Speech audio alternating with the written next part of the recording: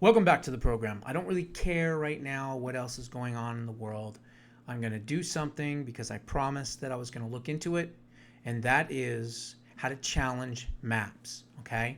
I've been doing some research on it, and it looks like there are basically three separate entities, ways, whatever, on how to challenge congressional maps. Now, I'm going to go through some detailed information and then I'll talk more about that, okay? If a voter, again, a voter, believes that a congressional map somehow unlawfully dilutes their voting power, they are allowed, through the Constitution and legal remedies, to allow a Section 2 Voting Rights Act litigation case, okay? And what this would be to determine whether or not you personally had standing. Now, it kind of breaks down where you would have to look at your state. How many districts, for instance, does your state have? And then you would have to look at the overall population, as well as the political affiliation and breakdown of each respective state. Then you'd have to get a little bit further into the details, and you'd have to do research on the different districts and look at the demographics of those districts. And for instance, if you have a district that is a majority-minority district, well, it better be one. Because if it's not, and it's majority white, then it's gerrymandered, okay? So we'll go in this a little bit further. The voter must usually show that they are a registered voter or eligible voter in that state, that they live in the district that is affecting them in order to challenge that map, and that they have suffered some type of injury, such as voter dilution, meaning you don't get your voice because of a gerrymandered district, okay? Now, identifying in the legal theory, there are several different redistricting types of claims. Section 2, Voting Rights Act claim. This is for dilution, basically saying that there's too many of X in your district, but yet your district is predominantly Y, and so therefore your voting power has been diluted because of X, right? That's kind of how it works. Constitutional racial gerrymandering under the Equal Protection Clause, so that is how you would go forward with a lawsuit. It would be as a violation of the Equal Protection Clause. And then the Constitution, one person, one vote claims. So you'd have to make sure that that was part of it. And the state constitutional claims as well. Now, each one has different legal standards. You'd have to gather evidence, okay? For a Section 2 claim, plaintiffs typically need substantial evidence, including census and demographic area. Again, that's why I was saying you need to find out the political affiliation of the state, the population, the breakdown, male, female, black, white, Hispanic, all of that stuff as well. Voting age, population statistics, election results. So in other words, if they changed the district and it was going red, and then all of a sudden it went blue, why? What was the reason? What did they do? Did they change the maps? That kind of thing. Expert analysis on voting patterns, which is what I just talked about.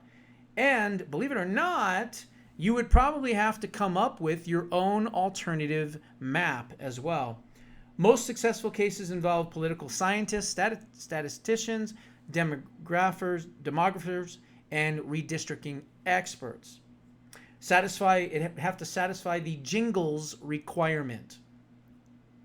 Under the Supreme Court's decision in Thornburg versus Jingles, plaintiffs generally must show, 1, the minority group is sufficiently large and geographically compact to form a majority-minority district in additional districts. The minority group is politically cohesive the majority votes sufficiently as a block to usually defeat the minority preferred candidate. So in this case, it's reverse racism. So for instance, let's say you have a district in Maryland, for instance, okay?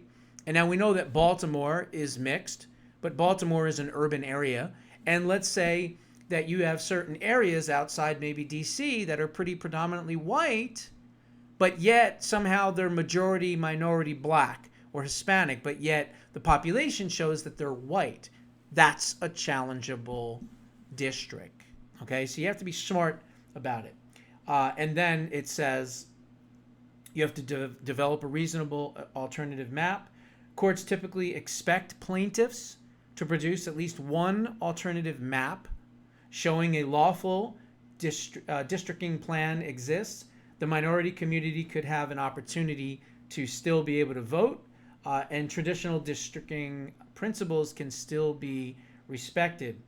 Then you have to file a federal lawsuit. That's what it says here, a federal lawsuit. The complaint is usually filed in a federal district court, and it must include jurisdictional allegations, facts supporting your standing, description of the challenged map, why it's being challenged, legal precedent. Of course, we have Calais versus Louisiana, right? And what kind of requested injunctive relief. Do you want the map thrown out? Do you want them to consider your alternative map? What is it that you want? That's part of it as well.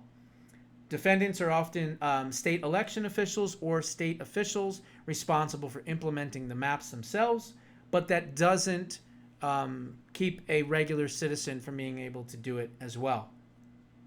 You have to present expert testimony. Redistricting litigation is heavily expert-driven.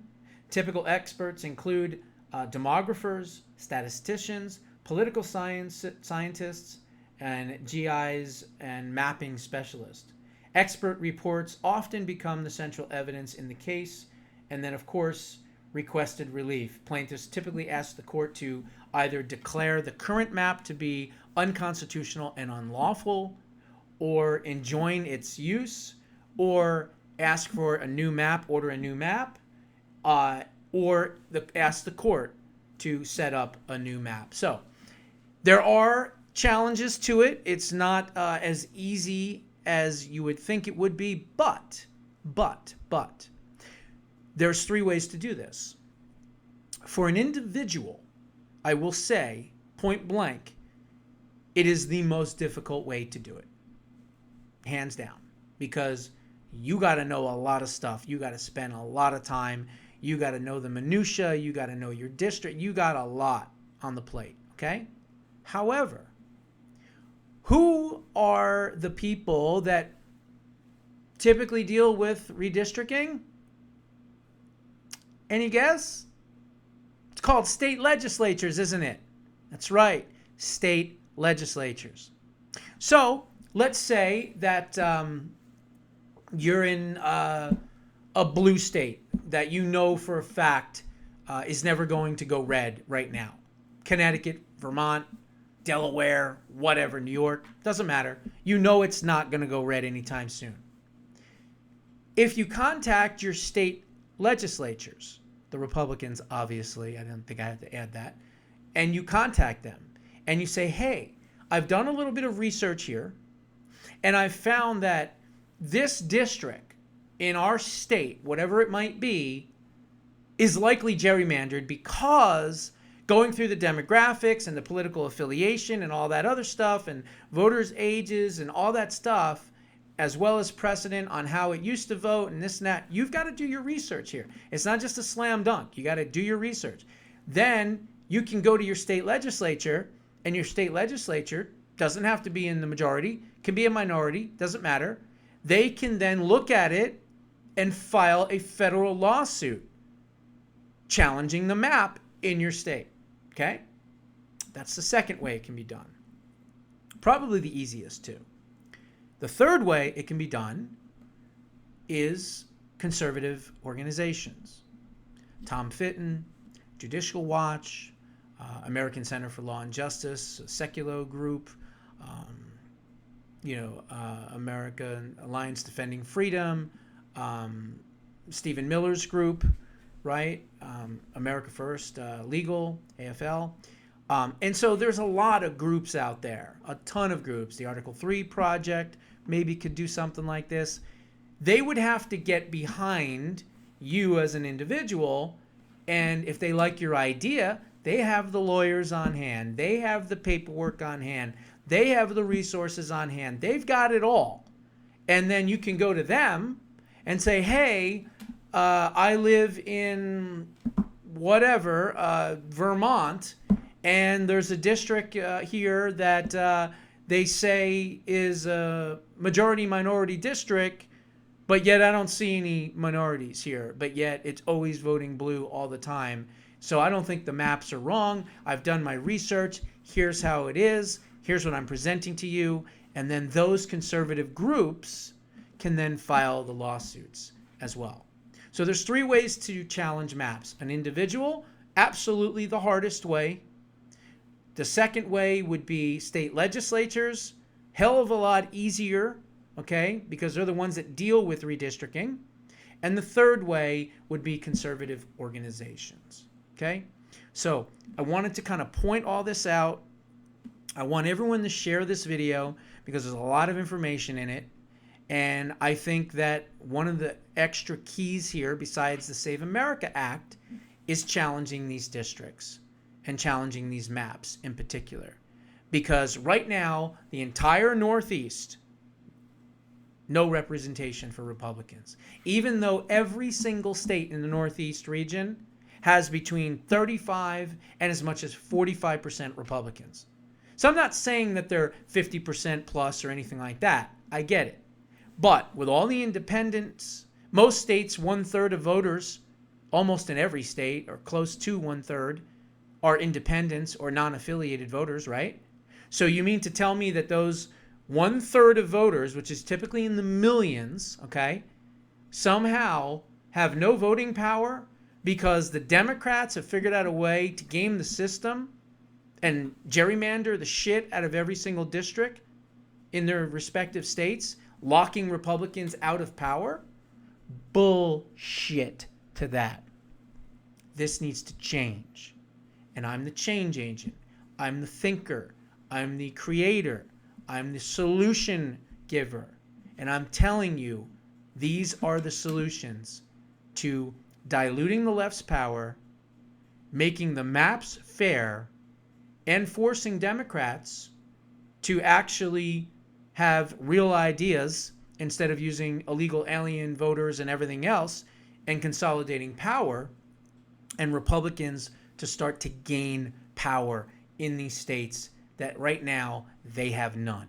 Okay? So, you're welcome, America. Those are my thoughts. What are yours? Put them down in the comments below. I'll see you in the next one.